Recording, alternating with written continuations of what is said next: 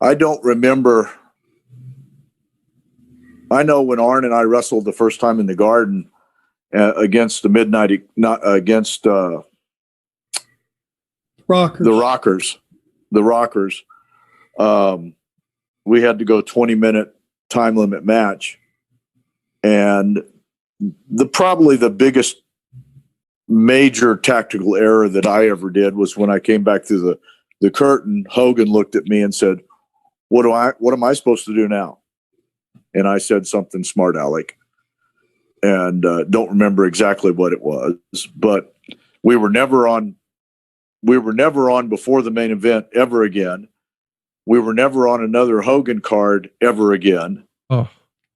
And but it was, they were running 3 towns a night. We became the main event guys in the third towns, and the third town started making money instead of losing money. Wow. So it was, it wasn't a bad thing, but we were making the same money we were making for Crockett. So it was a lateral move. Right.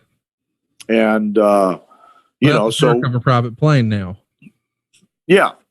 Yeah. But and the Horsemen, Crockett did fly the Horsemen first class when they were on commercial flights, which that was roasty toasty and a good thing. But, so it was just a thing where, they reached out, after Turner bought Crockett, they reached out to us. No, I called. Arn, wasn't it? We called when we were in Denver. I don't remember where we were. We'd wrestled in Sacramento the night before and drove back to San Francisco to catch a flight to Denver. And we had talked about calling them and asking if they want to put the Horsemen back together. And so the next morning, I think it was Denver, may not have been, but I called up and asked for Barnett. And I said, Jim, do you want to put the Horsemen back together again? And he said, I'll call you back in 5 minutes. And the phone rang, and he didn't say anything other than $750,000 each for 3 years. And I said, okay. And did I call you, or were you in the room with me, Arn? I think you called me. Yeah. And, that was more money than I had ever thought about making. And we agreed to it, and spent the next 3 months trying to get out of New York. And Arn tells the story that you went and tried to have a conversation with Vince, and Vince basically said, stick with me. And I feel like you had heard that sort of song and dance before with Crockett. And you try to do that, but then ultimately wind up making the decision, we do need to go ahead and leave. How do you remember that going down, Tully? Yeah, it's all kind of a mishmash, because that's all in that process when, in that process, we'd given the notice, and then he made a big deal about us staying for Survivor Series, because we were on we were on Andre's team, and so it was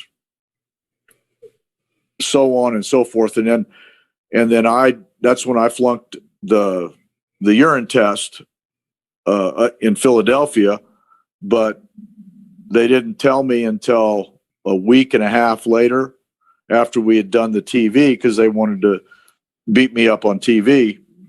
And so I thought that was good. But anyway, but that's, it's, and I got to say it on Jericho's podcast, but that's the only thing, I don't have a problem with me not being in the business. My life has been fine. My only, and I have very few regrets in life, but when my drug test affected Arn, that broke my heart. And, he had to make some decisions. And it was not a stellar moment for me. And, because it was, I mean, I didn't even get high. All I did was lick the inside of a bag. I wish I'd have got hammered. I think in my quick research, you guys were at a wrestling challenge taping in Wichita, Kansas, at the Kansas Coliseum, November 1st, 1989. Yep. That's when it all sort of came to a head. We recently visited, Arn and I have a little thing we got going called adfreeshows.com. It's like a super site for behind the scenes stuff on all of our podcasts that we work on. And we caught up with Jim Hurd, and, Jim Hurd, of course, is one of the guys who's controlling things for Turner when you guys were supposed to make the jump back. And ultimately he reneged on the deal that he had, not only for Arn and reduced the pay, but I guess he sort of helped end your wrestling career, right? Oh yeah. I mean, he didn't, they used it as leverage on Arn and didn't offer me anything.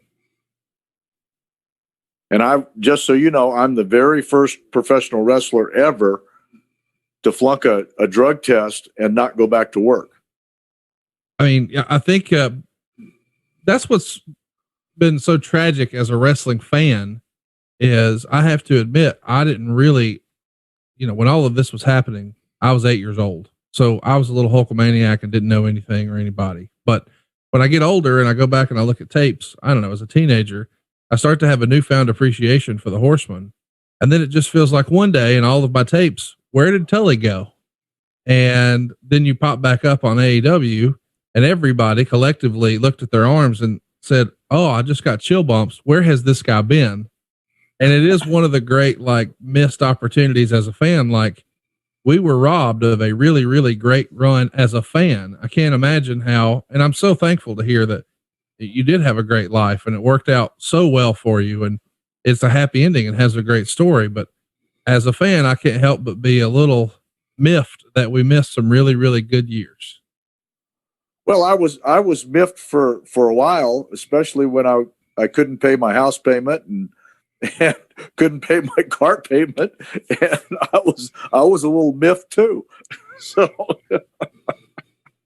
in hindsight, it all worked out the right way, but you had to carry a lot of hard feelings for a long time. Do you place most of that blame on Vince McMahon, Jim Hurd, or did you just get to a place where you said, it's on me, I did it, it is what it is? Well, I mean, I'm the one that made the stupid, idiotic decision. So I mean, you can't put the blame on anybody else about your life. Right. I mean, the only thing in the whole deal, Arn can blame me for being an idiot, but Arn's came out of life as very successful, but it was hard for him just to take the friggin' pay cut that Hurd hammered on everybody. But all in all, I wouldn't change what I did because that's how I met Christ. Right. And that whole night when Flair called me and told me they found about the drug test and they're not going to offer you the deal, they reneged on the deal, was the night at 4:03 in the morning when I asked Jesus to come into my life. And it was the first time I'd ever said the name Jesus when I wasn't cussing somebody. Right. And so from that point, over the next 3, 4, 5 years, when I was learning how to walk with the Lord, how I was learning how to forgive, how I was learning how to not hold grudges. I mean, that was a daily chore. And, but as I'm now 30 years past the deal and pinching myself because gosh, I'm on TNT. Right. It all worked out. Hey, it's Conrad Thompson. Thanks for checking out the podcast here on YouTube. Be sure to hit the subscribe button and the notifications bell so you get a notice anytime we upload some new content. And go save yourself some money right now. If you're in a 30-year loan or you have credit card debt, it's not a matter of if I can save you money, it's a matter of how much. Find out right now for free at SaveWithConrad.com.